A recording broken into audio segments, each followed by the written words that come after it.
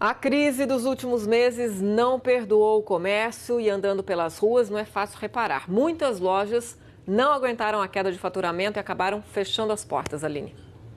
A gente percebe isso andando nas ruas, né, Raquel? E um exemplo dessa realidade difícil que os comerciantes vêm enfrentando são as lojas de Copacabana, um dos bairros mais famosos do Rio, que atrai milhares de turistas todos os anos. Só no ano passado, mais de 50 lojas fecharam as portas por lá. A gente fala com o Tiago Moraes, agora lá no Rio de Janeiro. Tiago, bom dia para você. Quer dizer, apesar da fama, apesar de ser uma região tão acessada, tão movimentada, muitos comerciantes não resistiram. É verdade. Bom dia, Aline. Bom dia, Raquel. Bom dia a todos. Olha, isso aconteceu que além da crise que faz diminuir o consumo, o pessoal está sem emprego, está sem dinheiro, não está consumindo, as lojas não estão vendendo. Além disso, dessa crise, o que atrapalha aqui na zona sul do Rio de Janeiro principalmente são os altos preços dos aluguéis. Isso aconteceu por causa de grandes eventos que vieram para o Brasil, principalmente aqui no Rio de Janeiro, como a Copa do Mundo e as Olimpíadas, e os preços dos aluguéis dispararam. Depois veio a crise, mas os preços se mantiveram lá em cima e os comerciantes não conseguiram manter aqui. Então isso ajudou a expulsar os comerciantes aqui dessa região, principalmente aqui em Copacabana, que é bem próximo aqui da praia. Essa região é bem valorizada por conta das praias de Copacabana, Leblon e também de Ipanema. Então o pessoal começou a sair daqui. A gente fez uma pesquisa. Na primeira semana de 2017, a gente percorreu algumas ruas aqui de Copacabana e percebeu que mais de 40 lojas estão exatamente como esta aqui, fechadas.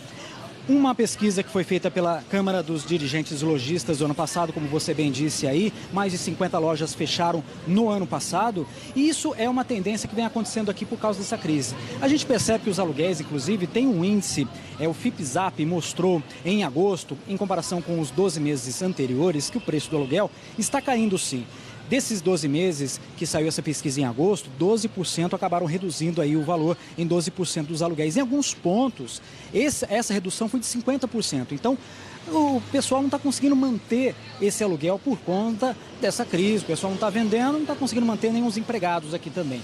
Inclusive, nessa avenida, que é a Avenida Nossa Senhora de Copacabana, existia uma confeitaria bem tradicional, 50 anos que existia aqui, e ela foi fechada em maio do ano passado.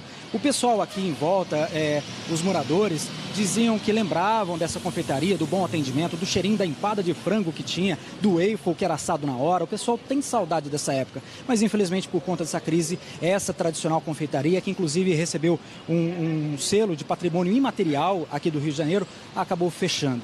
A gente conversou, inclusive, com uma moradora aqui de Copacabana que está no bairro há 60 anos e ela comentou que ela tem percebido o fechamento das lojas. Vamos ouvir. Fecharam a maioria das lojas que nós tínhamos aqui. A gente sente falta da qualidade de vida aqui em Copacabana. Quando a senhora anda aqui em Copacabana e vê loja comercial fechada, o que a senhora sente? Muita tristeza, que é muito triste a gente ver como o povo e os comerciantes estão lutando para sobreviver, porque na rua você encontra muita gente vendendo os objetos que não têm qualidade e, no entanto, as lojas estão fechando.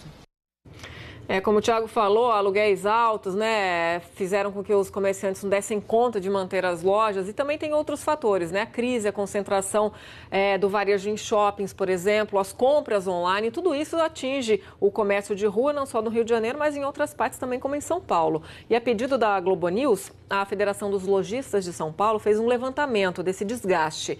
A região da Pompeia, que fica na zona oeste da cidade, foi a que apresentou o maior número de lojas fechadas ou então que tiveram tamanho reduzido. Sobre esse assunto, vamos conversar com o repórter Mitchell Diniz. Mitchell, você deu uma caminhada aí pelo bairro, né? Você conseguiu ver na prática, é isso que o estudo constatou? Portas fechadas nas lojas aí na zona oeste? Bom dia. Bom dia, Raquel. Vimos sim, viu? O bairro da Pompeia, para quem não é de São Paulo, é um bairro bastante tradicional aqui da capital paulista. Um bairro residencial, tem muitas casas e muito comércio de rua também. Só que nos últimos anos, muitas dessas lojas fecharam as portas. A gente chegou aqui pela região antes das 9 da manhã. Tinham muitas lojas de portas fechadas, claro, também por causa do horário. Só que a gente sabe que muitos desses estabelecimentos não vão abrir as portas hoje, nem amanhã. Eles estão fechados desses 14,7% dos estabelecimentos, calculado aí pela Federação da Câmara dos Comércios, dos dirigentes lojistas aqui do estado de São Paulo, a gente está falando de estabelecimentos que fecharam as portas e que também mudaram de local por causa de aluguel e porque a estrutura da loja acabou ficando mais enxuta por conta da crise. A gente esteve hoje de manhã pela Rua Clélia, que é uma das principais vias aqui da Zona Oeste de São Paulo, liga Lapa até a Pompeia. E em cada quarteirão, não é exagero, tinha pelo menos um imóvel com placa de aluga, com placa de vende-se, um sintoma aí do que está acontecendo. Bom, sobre esse assunto, eu vou conversar agora com o presidente da Federação das Câmaras de Dirigentes Lojistas do Estado de São Paulo, é o Maurício Steinoff. Muito obrigado por sua participação aqui na edição das 10 da Globo News. Primeiro, a gente está falando de um bairro que é bastante tradicional e não tem muita estrutura nem para parar carro, né? Nossa equipe teve dificuldade um pouquinho até para parar para fazer essas imagens. Isso é verdade. E o comércio de bairro depende da capacidade das pessoas estacionarem e pessoas circularem. E muitas vezes, algumas intervenções, além daquelas que você falou, intervenções sobre mobilidade urbana, como corredores de ônibus e ciclovias, impedem o acesso dos consumidores a essas lojas, aí agravando muito mais ainda a crise que nós já temos. Ou seja, muitas vezes tem até gente querendo comprar, mas não consegue parar o carro para poder descer, fazer a compra, acaba indo para o shopping, é isso? Exatamente, o shopping acaba sendo beneficiado, né? O shopping, a crise afeta o shopping, basicamente o que afeta o shopping é a crise que é econômica do Brasil, mas no comércio de rua, além da crise, esses outros problemas, né? As ciclovias, as obras do metrô, por exemplo, aqui nessa região da Pompeia, Água Branca, a freguesia do Ó. A perspectiva, os números que o metrô passou para nós, que ele tinha, é que nós teríamos um fechamento de 8,2% das lojas da região. Mas acabou atingindo a 14,7%, que é ruim para o bairro e ruim para a cidade de forma geral. E a gente viu muitos imóveis mesmo com placa de aluga e vende-se. A gente até conversou com o corretor de um desses imóveis falando da dificuldade que é, né, para poder alugar para um outro estabelecimento comercial abrir. Vocês têm alguma previsão de recuperação para esse comércio de rua? Para o primeiro semestre desse ano, nenhuma.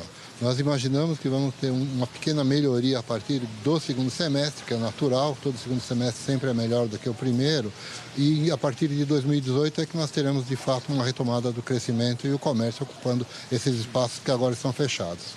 Preciso confessar, sou inclusive morador aqui da Pompeia.